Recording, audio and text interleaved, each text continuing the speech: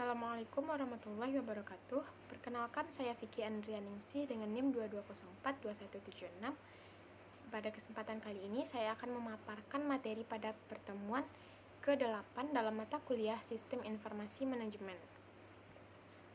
Di mana dalam pertemuan kali ini terdapat 5 pokok bahasan, yaitu yang pertama ancaman, yang kedua kelemahan, 3 virus, yang keempat praktik hacking, dan yang kelima pencurian dunia maya pengguna yang tidak sah di tempat kerja. Langsung saja masuk ke dalam pokok pembahasan yang pertama, yaitu ancaman atau threats. Di balik kemudahan yang ditawarkan teknologi informasi, terdapat berbagai kejahatan yang mengancam. Ancaman tersebut datang dari pelaku kejahatan yang memanfaatkan kemajuan teknologi untuk melakukan pencurian data, pemerasan informasi, pencemaran nama baik, provokasi maupun propaganda dengan tujuan mencari keuntungan. Oleh sebab itu, perlu dilakukan tindakan pencegahan serta pengamanan sistem informasi agar meminimalisir terjadinya serangan cyber yang merugikan. Nah, berbagai macam cara dapat dilakukan oleh pelaku untuk merusak keamanan sistem informasi yang ada, yaitu diantaranya yang pertama, hacking yang merupakan penerobosan ke dalam program untuk merusak maupun mencuri data. Kemudian yang kedua, sabotase yang merupakan proses membuat gangguan dan perusakan data, program maupun sistem jaringan. Kemudian yang ketiga, spionase yang merupakan penggunaan internet untuk memata-matai pihak lain dengan penerobosan sistem jaringan korban. Kemudian yang keempat, cyber attack yang merupakan proses untuk mengganggu kerahasiaan informasi dan integritas informasi dengan mencuri informasi khusus. Kelima, guarding yang merupakan penggunaan identitas orang lain untuk berbelanja. Yang keenam, vandalism yang merupakan perusakan halaman web atau penggunaan denial of service yang merusak sumber daya komputer. Nah, dalam peningkatan keamanan dalam sistem informasi, menurut Bustami, teknologi keamanan yang sesuai dapat ditetapkan sebagai antisipasi dalam dan perlindungan dari berbagai ancaman yang ada. Aspek keamanan dapat menjadi acuan keamanan komputer yang dapat meminimalisir ancaman pada komputer dengan Linux Fedora sebagai OS-nya. Pembaruan OS secara berkala, pengecekan data dengan tools hashing, pembuatan kata sandi pada file sebelum dikirim, dan membedakan user privilege dengan user biasa menjadi cara untuk meminimalisir ancaman yang bisa muncul. Selain itu, enkripsi data, kontrol akses, dan teknologi firewall juga menjadi cara untuk mencegah datangnya ancaman yang dapat merusak keamanan. Nah, adapun upaya dalam menghadapi ancaman cyber, yaitu Indonesia memiliki beberapa kebijakan mengenai perlindungan data pribadi dalam beberapa undang-undang. Salah satunya tercantum dalam Undang-Undang Informasi dan Transaksi Elektronik yang membahas mengenai perlindungan dari penggunaan dan akses ilegal. Kemudian ada Peraturan Pemerintah Nomor 17 Tahun 2019 tentang penyelenggaraan sistem dan transaksi elektronik, Undang-Undang Nomor 10 Tahun 1998 yang membahas mengenai perbankan, dan Undang-Undang Nomor 11 Tahun 2008 tentang informasi dan transaksi elektronik. Pada pasal 30 Undang-Undang ITE, pelanggaran mengenai akses ilegal dijabarkan, dan pada pasal 46 Undang-Undang ITE ketentuan pidana mengenai pasal Undang-Undang ITE juga dijelaskan. Kemudian masuk ke dalam pokok pembahasan yang kedua, yaitu mengenai kelemahan atau vulnerability.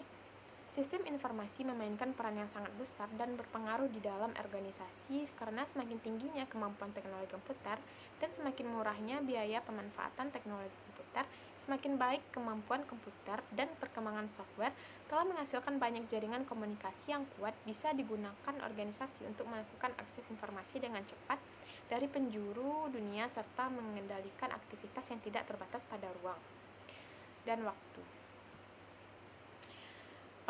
Namun di balik berbagai keunggulan yang diberikan oleh sistem informasi manajemen juga terdapat berbagai kelemahannya, sehingga diperlukan sikap yang bijak dalam penggunaan sistem informasi manajemen agar dapat memperoleh manfaatnya secara efektif dan efisien. Sistem informasi manajemen memiliki beberapa kelemahan, diantaranya yaitu yang pertama, biaya yang lebih mahal. Salah satu kontra dari sistem informasi manajemen adalah membutuhkan modal untuk memulainya. Biaya modal untuk memulai sistem informasi manajemen otomatis juga besar. Yang kedua, memiliki keterbatasan jumlah dan juga tingkat kemampuan sumber daya manusia yang menguasai suatu sistem informasi. Yang ketiga, perpindahan tenaga kerja, otomasi sistem informasi juga menyebabkan perpindahan tenaga kerja karena sistem informasi manajemen mengambil alih fungsi manajemen informasi dari beberapa tenaga kerja IT. Yang keempat, perubahan dalam sistem informasi secara cepat, sehingga kita belum tentu dapat melakukan adaptasi dengan perubahan tersebut. Yang kelima, pemantauan dan pelatihan konstan sistem informasi manajemen adalah teknologi yang sangat sensitif yang membutuhkan pelatihan pemantauan konstan. Ini dapat menghabiskan lebih banyak waktu dan sumber daya. Dan yang keenam, adanya kekurangan tenaga ahli pada bidang sistem informasi. 7. Kurangnya fleksibilitas sistem otomatis sulit diperbarui. Yang kedelapan, adanya indikasi penyalahgunaan sistem informasi yang canggih. Dan yang kesembilan, memiliki kekurangan sosialisasi dengan sistem informasi. Baiklah, masuk selanjutnya yaitu pembahasan yang ketiga mengenai virus. Program virus telah muncul sejak era 1980-an, tetapi tingkat penyebaran yang semakin cepat dan luas terjadi di awal 1990-an, yaitu ketika internet mulai dimasyarakatkan. Virus komputer adalah program yang menulari program komputer lain dengan cara memodifikasi mereka sedemikian rupa sehingga sebuah salinan dari virus itu dapat tercipta. Ini merupakan pendapat dari Pamela Kane. Kemudian virus komputer adalah serangkaian instruksi komputer yang menumpang pada program resmi atau mengganti instruksi program resmi untuk kemudian membuat salinannya ke dalam program resmi tersebut. Selanjutnya, virus juga dapat didefinisikan sebagai program yang dapat melakukan replikasi, berkembang biak, dan melakukan infeksi dari satu program ke program lain dan komputer ke komputer, jaringan ke jaringan. Kemudian, juga dapat didefinisikan virus adalah sebuah program yang melakukan replikasi dirinya sendiri dengan menginfeksi program lain. Jadi dapat disimpulkan bahwa virus komputer adalah sebuah program berukuran kecil yang memiliki kemampuan replikasi atau menggandakan diri, baik dengan menimpa di atasnya atau menambah kode programnya ke program induk, dan akan ikut tereksekusi bersamaan dengan eksekusi program induknya. Adapun karakteristik virus, yang pertama yaitu ukuran. Ukuran virus sangatlah kecil bila dibandingkan dengan kebanyakan program sistem komputer. Ukuran yang kecil membuat virus cepat untuk dikopi ke file atau program lain. Kemudian yang kedua, metode infeksi. Ciri utama dari sebuah virus adalah kemampuannya dalam mereplikasikan diri sendiri ke dalam file atau program lain. Dan banyak cara yang dilakukan oleh virus dalam menginfeksi program induk, antara lain adalah overwriting, appending, dan prepending. Kemudian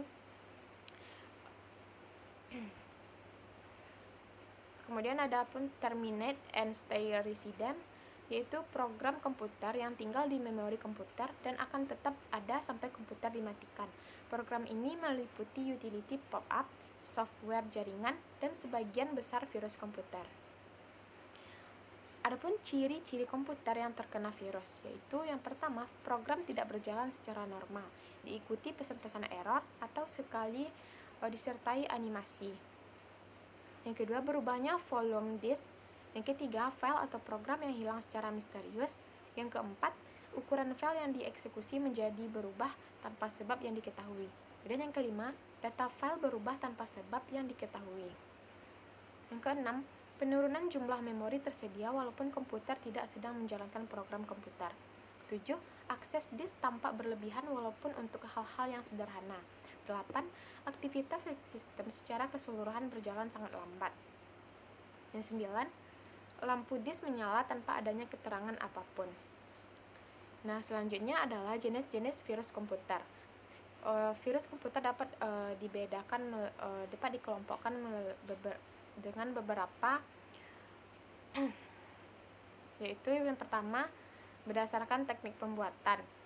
Yang pertama yaitu virus yang dibuat dengan compiler, yang kedua virus makro, 3 virus script, kemudian virus berdasarkan infeksi yang dilakukan, yaitu terdapat virus boot, sektor, virus file, virus sistem, virus multipartite, virus registry Windows, dan adapun virus berdasarkan teknik anti-deteksi, yaitu yang pertama virus polymorphic, virus stealth, sparse infector, dan virus cavity.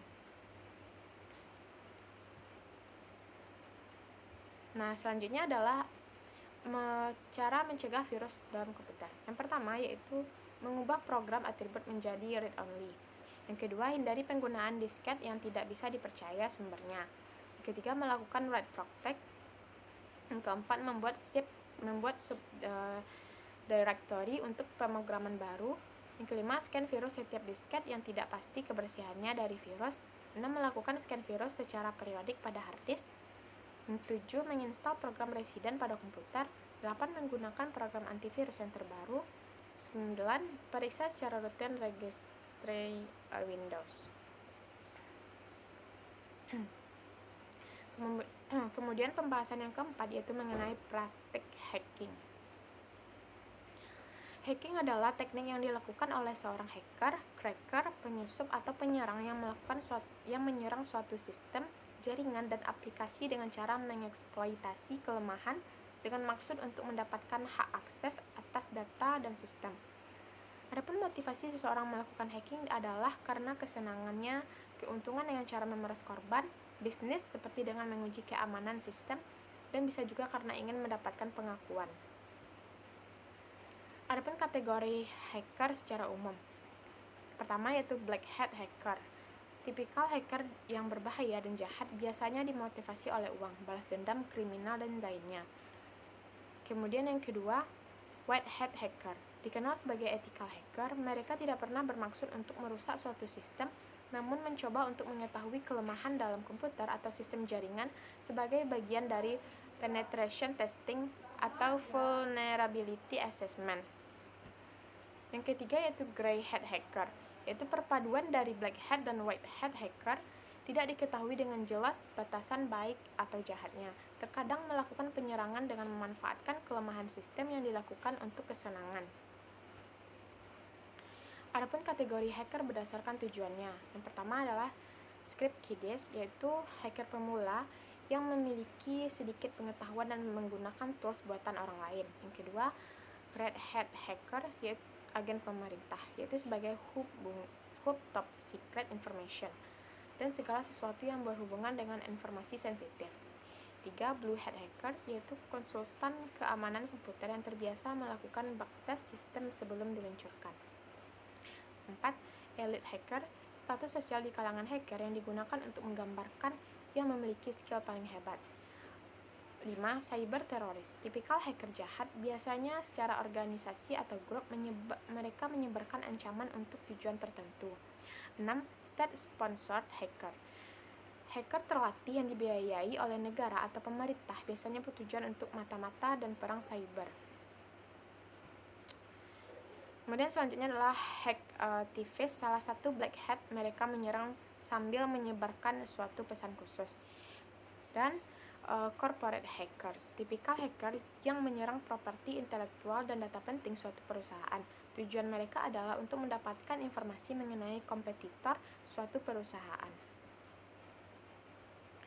Adapun ethical hacking, yang merupakan suatu aktivitas melakukan penetrasi ke suatu sistem, jaringan, dan aplikasi dengan cara mengeksploitasi kelemahan dengan maksud mendapatkan hak akses dan data.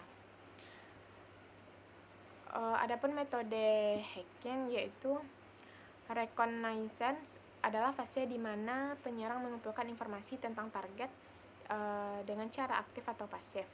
Yang kedua yaitu scanning. Dalam proses ini mulai secara aktif menyelidiki mesin target atau jaringan kerentanan yang bisa dimanfaatkan. Kemudian yang ketiga gaining access, itu ketika kerentanan ditemukan, maka ethical hacker akan memanfaatkan kerentanan tersebut untuk mendapatkan akses ke sistem target. Kemudian yang ketiga maintaining access, itu adalah proses di mana ethical hacker telah mendapatkan akses ke sistem. Keempat, clearing tracks adalah berkaitan dengan penghapusan log dari semua aktivitas yang terjadi selama proses hacking sebelumnya. Dan yang kelima, reporting, yaitu pelaporan merupakan langkah terakhir dalam menyelesaikan proses hacking etis. Di sini, ethical hacker menyusun sebuah laporan dengan temuannya dan penggunaan alat yang digunakan, tingkat keberhasilan, kerentanan yang ditemukan, dan proses eksploitasi. Kemudian masuk ke dalam pembahasan yang kelima, yaitu mengenai pencurian dunia maya pengguna yang tidak sah di tempat kerja. Cybercrime atau kejahatan dunia maya adalah kejahatan yang dilakukan dengan menggunakan teknologi informasi dan komunikasi sebagai alat atau target dari kejahatan tersebut. Cybercrime adalah kejahatan yang dilakukan dengan menggunakan teknologi informasi dan komunikasi, termasuk kejahatan terhadap kerahasiaan, integritas, dan ketersediaan informasi. Meningkatnya kejadian cybercrime serta pencurian data disebabkan oleh faktor seperti anonimitas di dunia digital, teknologi yang semakin canggih, memudahkan kegiatan cyber, kesenjangan sosial yang mendorong individu untuk melakukan tindakan kriminal, insentif finansial, dan kurangnya regulasi serta penegakan hukum yang memadai di banyak negara. Contohnya adalah serangan cyber pada Sony Pictures Entertainment pada tahun 2014.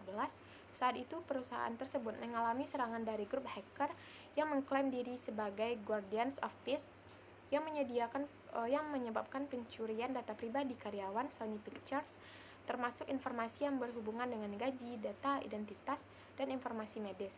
Selain itu, informasi bisnis rahasia seperti naskah film, kontrak, dan juga email perusahaan juga dicuri oleh para hacker.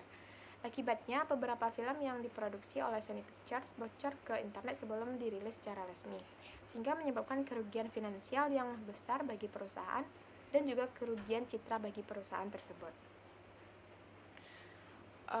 Demikianlah pemaparan materi pada pertemuan kali ini. Terima kasih atas perhatiannya dan mohon maaf atas kesalahan dan kekurangan. Saya akhiri dengan wassalamualaikum warahmatullahi wabarakatuh.